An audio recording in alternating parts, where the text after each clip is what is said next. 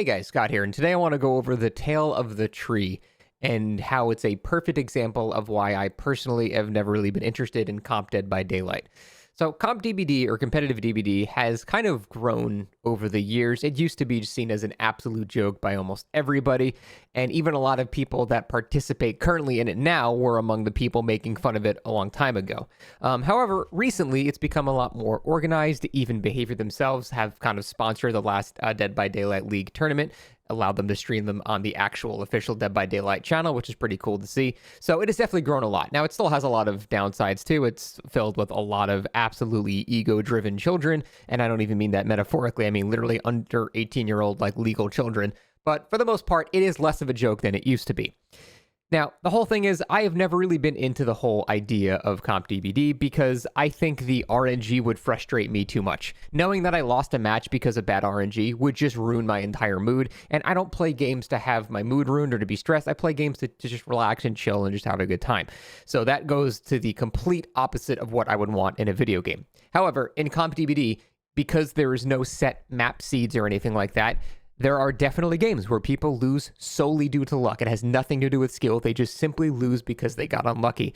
And now, that's not an incredibly foreign thing to a lot of games. Some, competitive games have like a crit or something like that. Some RNG-based component that can rob someone. However, in DBD, it's far more frequent than most of these types of games. In DBD, it happens way, way, way more. And I think the overall prevalence of that is the main reason that I would never really want to do something like, a Comp DBD.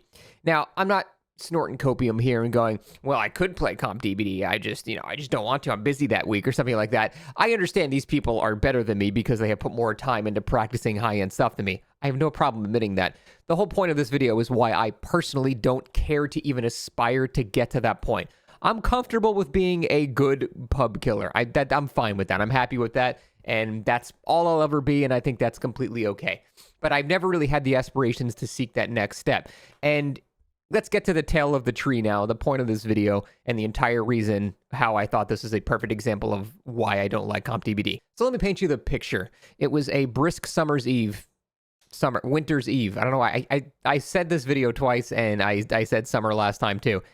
Fuck it. It was a brisk summer's eve 5 days ago in December, and Super Alf was hosting a tournament that I had on my other monitor, just kind of watching it as I was doing other stuff, and it was definitely fun to watch. There's a link in the description to this tournament as well. Everything you're seeing on your screen is absolutely from his tournament, so it was very well put together. It actually ran super, super well. There was like no hiccups. Everything was ahead of schedule. Just super, very well run tournament.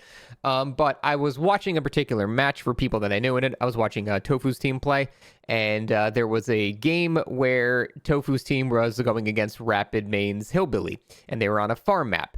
And Rapid Main had an insanely good start. Within 10 seconds of the match starting, he found Zubat at Shack. Oh, I like that.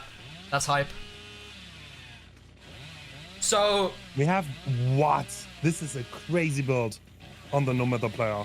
do you want to explain Oh my god. the thought behind Now, this is an absolute ideal scenario for any comp match or any match of DBD in particular. To find a survivor that quickly is really good. Now, he has Bamboozle as well, which means this Shack pallet is going to be gone in like 5 seconds. Or even better, he might just straight up get it down from the Bamboozle. Now, he gets in a position to hit an absolutely perfect curve around the corner. And what does he get for his absolutely correct curve and read? Nothing. He gets to hit a fucking tree that just spawned in randomly, and it wasn't there in the next game. In fact, the entire outcome of this match was determined solely by this tree. Now, if this tree wasn't here, the entire context of the game changes. This is not just simply like oh man, this guy got 2 pallets in this loop instead of 1 pallet in this loop. It's going to take a bit longer to down him now, and that might cost me down the line here. No, this is not an example of just a slight disparity here. The entire game was decided by this fucking tree. If this tree was not here, instead of Zubat not going down in the first 15 seconds of the match, he goes down in the first 15 seconds of the match against a Hillbilly, and he's right on top of the basement. He goes basement within 20 seconds of the match starting, the game's over. Rapid Maid wins that match no matter what. He will just simply camp Zubat to death. No one's going to try to save against a one-shot like that, and then he's left for 2 or 3 gens and in a 3v1, which, most good players, especially with Billy on this kind of map, they're going to win that match. So that's the frustration here. It's not his match was a little bit harder. It's not any a little like, butterfly effect sort of thing. It's he just straight up loses because this tree was here. And that, if I was Rapid Main in this scenario, I would fucking uninstall the game here. Now, obviously, these players must have a greater mental fortitude than me because they keep doing it despite scenarios like this. But you see shit like this all the time.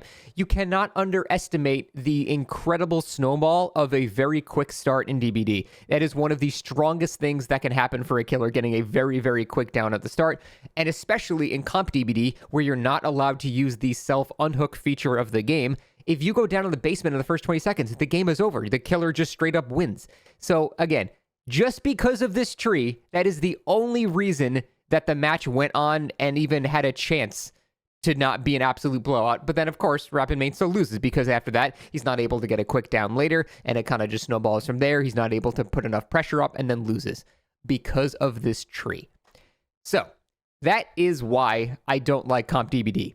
Now, I understand that's not just all RNG. I understand there's definitely skill involved too. If skill was not relevant, then you would not have a scenario where there are good comp teams. There are known comp teams that win a lot more than other comp teams. If RNG was the main deciding factor, that simply wouldn't be the case. You would have people a lot more just evenly distributed.